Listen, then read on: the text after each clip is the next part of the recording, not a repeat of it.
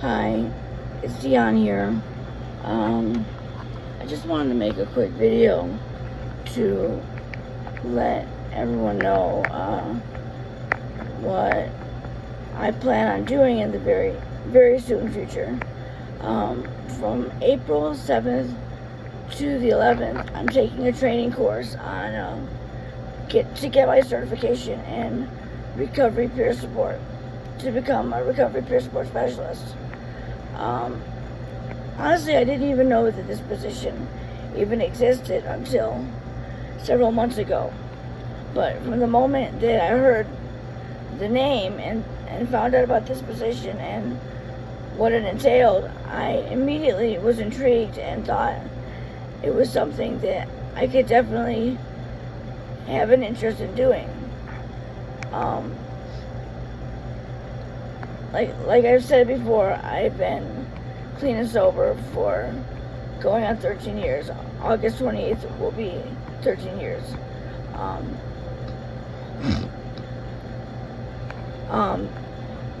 I just,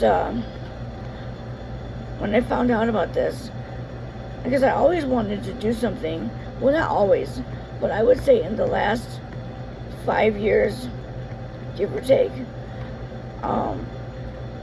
I've had a strong desire to help other people. I have somebody in my family, in my immediate family, that is battling drug addiction right now. She's overdosed on fentanyl a couple of times, and she's living on the streets at the moment. And even though she's caused so much damage and irreparable harm to our relationship, and all of the relationships she has in her life have been damaged because of her very reckless mouth and behavior, I still have love for her. She's my aunt. It's my mother's younger sister. As a kid, I looked up to her. She was really very beautiful, and I admired her. I used to write her little notes and say I wish she was my mom and stuff.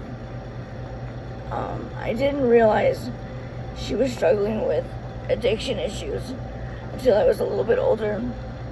And honestly, when I found out that she was dealing with addiction issues, my viewpoint on her changed.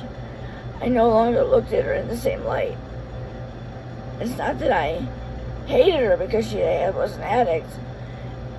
It was just that I didn't know she was doing drugs, and it disappointed me greatly. I couldn't feel the same way about her that I did before, because now I had to lump her in the category with my mother and my uncle, who were people that I despised when they were in their addiction, especially my mother.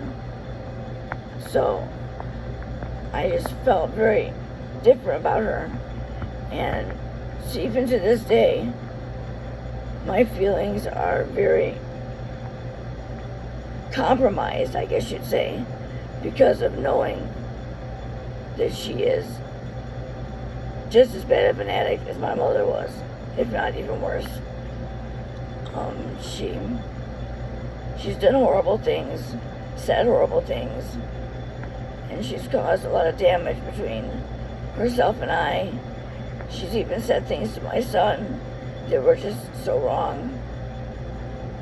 But anyway, what I'm trying to say is that because I have somebody so close to me that is struggling with addiction and now struggling to have a safe place to sleep and rest her head every night, I want to help people. You know, I would love to help my aunt, but she's just not in a place mentally where she is willing to accept help. She wants to do things her way. In fact, she was staying in a sober living facility, and she willingly left that place because they wouldn't let her keep her Xanax. And all I know is, if I had two choices, get rid of the Xanax or have a warm, cozy place to sleep every night that's safe and free from the dangers of being basically prey to every asshole that's out there. I just know that I know what I would choose, and I just can't understand why she is choosing to. Sorry, I'm getting something to drink. My mouth is getting dry. I can't understand why she is willingly choosing drugs over having a comfortable and safe place to sleep every night. And I also told her she's gonna have to probably look for a job at some point. She's a little disabled right now. She used to jump in and out of these donation boxes that are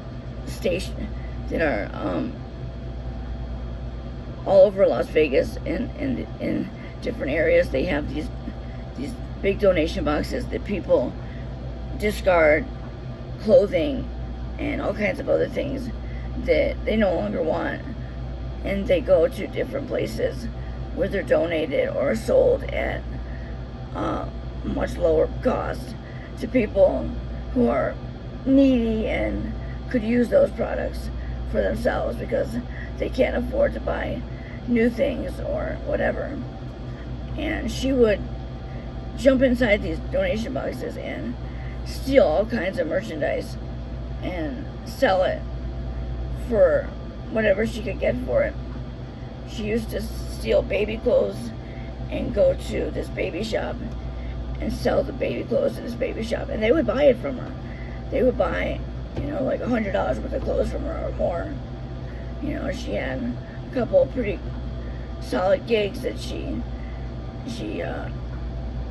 utilized on a regular basis. But I just know that I want to help her, but I can't. She's not in a place where she's willing to accept help. In order for you to get help, you have to accept that there's a problem and be willing to make changes. She's not willing to make changes. She's not willing to change anything. She's very set in her ways, and she's in a great deal of denial about things. The Xanax, she doesn't have anxiety. I have anxiety. I have serious anxiety. It's terrible. She doesn't know what it's like to deal with actual anxiety where you feel like you're having a heart attack, or it manifests itself in ways where I become physically ill, nausea, vomiting, and stuff. So I have anxiety, and I do take medication for it, but I take it very cautiously, and I only take it when I absolutely need it. And usually when I get my refill, I've still got half of the bottle left from the previous month. So, if that says anything about how I take the medication. I'm on certain medications for legitimate reasons, but I don't abuse anything, and I'm very overtly aware of the fact that I'm an addict, and it wouldn't take much for me to dip into doing more of something than necessary to try to achieve a certain effect from a medication or whatever. But since I can't help my aunt, which is the main person I would love to help right now, but since she's unwilling to accept help and unwilling to make any changes and moderations to her lifestyle and herself, period. The next best thing would be to help somebody else who's more willing to accept help and accept the pure and simple fact that they have to make changes. I know I've said that I'm on methadone maintenance, and that's a true fact. I'm on methadone maintenance. But methadone was not my only means of getting sober. Methadone was a tool I used to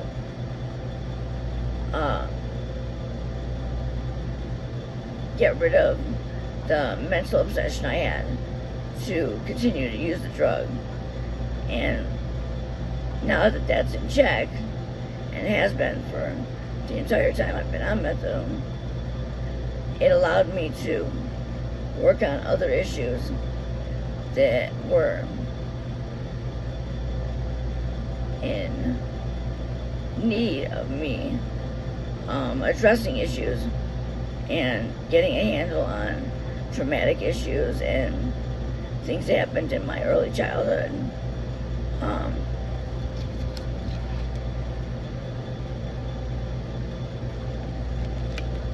But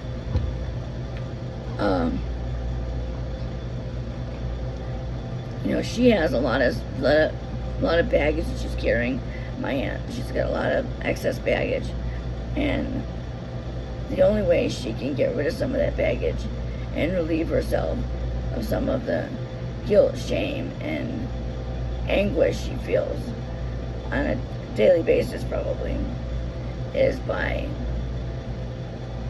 getting herself in a position where she is clean and sober and not taking substances that she doesn't really need, and getting herself in a place where she's in her right mindset, and she can be willing to accept help and accept the fact that changes need to be made on her part in order to have any type of long-term sobriety, so she can have a life that she can feel good about and build relationships with family members that she's alienated over the years with her behavior and her verbal assaults.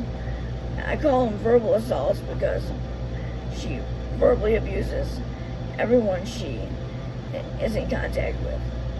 She says ugly, disgusting things to people that are so awful you wouldn't even imagine. I mean, I won't even repeat the things that she said because they're so crude and offensive. I wouldn't want anybody to feel any negative feelings because of the things she said and done. Sorry, my voice is kind of going. But yes, my point is that from April 7th to the 11th, I'm taking a class. It's from 8:30 in the morning to 5 p.m. and I think it's 46 or 48 hours total throughout the whole week. And I'm really excited to do this because there's a big part of me that has felt very bad about the fact that I missed out on many opportunities to complete my education and have a career in front of me. This is going to give me an opportunity to basically have somewhat of a career for myself, and I can move up in higher positions within this job set. And I think that I'm the right fit for this job because if anyone knows what it's like to deal with the hardships of addiction and also what it's like to get clean and have to deal with all of the stuff that you pushed down during your addiction. You just shoved everything down to the bottom of the barrel. And when you get clean, everything rushes up to the surface, and you have to deal with that stuff. You have to come to terms with some of the damage that you caused to relationships, different opportunities that may have came your way that you missed out on, and damaged those opportunities by your actions. And your actions are directly linked to the addiction in many ways. Because my aunt, one of her major flaws is that she uses anything you say to her in confidence as ammunition to throw back in your face and verbally assault you with your own words. I mean, and then she'll say sorry about it later on, and she's not going to do it anymore. But I know that's a bunch of bullshit, because, you know, before the day is over, she would have broken that promise, and she will be right back at square one, verbally assaulting you with her ugly words and the way she can degrade you, belittle and berate you in a matter of moments. I can accept what she does to me. I'm a grown woman. I can take it. Because at this point in time, I know anything she says to me, she's either throwing up the past or things I did many years ago, or she just is outright lying about things that never even occurred. But I can't accept when she says things to my kids or about my kids. My kids are innocent. Okay? They have done nothing wrong. I will not allow anybody to belittle and berate my kids. My oldest son was living in my grandmother's house because after my mother passed away, my grandmother took guardianship of him. And I'm so grateful she did that. And she was older. She was in her 80s. For her to do that was really so unselfish of her to do that. Because she knew she was taking on a burden and a responsibility that she had to be committed to for at least multiple years while he was in school and stuff.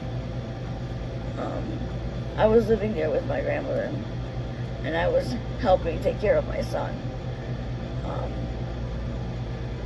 It was only about a year after my mother passed away that I got clean and sober. And when I was living with my grandmother, I was clean and sober, and I was doing the right thing. I was active in my son's education and his school activities and stuff. I made it a point to be very involved in my son's education, and you know, he wasn't doing very well, and I really was insistent on being kept in the loop about what was going on with him and his schooling. That's something that continued to be an issue until my son was in high school, and he finally just refused to go to school anymore. And he stopped going to school after the 10th grade. He didn't even finish the 10th grade.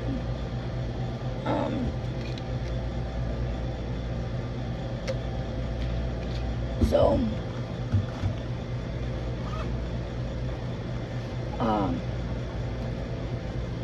sorry, my mouth is so dry.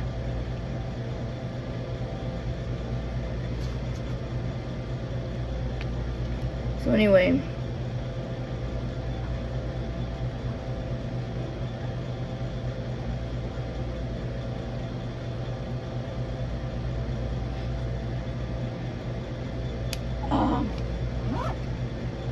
I just wanted to share this little bit of information with you and let you know that I'm definitely trying to get myself on the right track, and I'm hoping that this class goes well and I don't have any issues. I'm hoping to get an internship, a paid internship, where I can be doing the job under the supervision of somebody who's already certified and get the hours I have to do, because you have to do 500 hours. After you take the course, you have to do 500 hours under the supervision of somebody who's already certified before you take an exam to get your actual certification. That makes me a little nervous taking an exam, but that motivates me to be hyper-focused on making sure that I take in all the information that they give me during this course and do the best I can at absorbing everything that they give as far as information and whatever else I need to learn. I just have to really keep my ears wide open to take in all of the information they're gonna put out there so that I can be as prepared as possible to take this exam and pass it with flying colors. And I know that we're doing those 500 hours is going to teach me a lot of on-the-job stuff that you just can't learn in a classroom. You have to be in the moment, in that situation, to learn how you handle certain situations and what you should and shouldn't do. But anyway, my voice is going, so I'm going to end this video now. It was nice talking to you guys again, and hopefully I'll put out another video. But if you don't hear from me before I finish the class, I'll wait till after I finish the course, and I'll give you guys a little bit of an update of what that course was like, in case anybody out there might be interested in possibly also getting their certification in recovery peer support.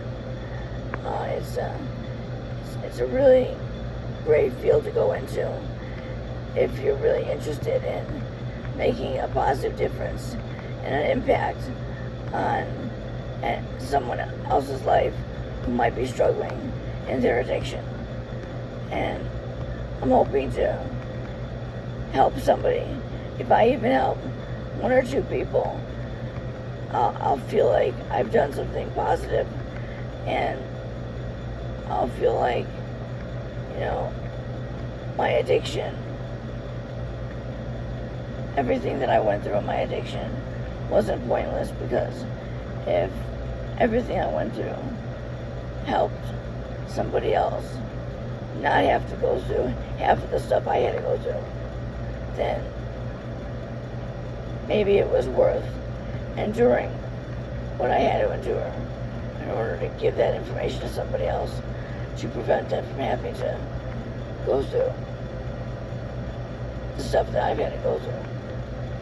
But anyway, I'll talk to you again soon. Thanks for listening.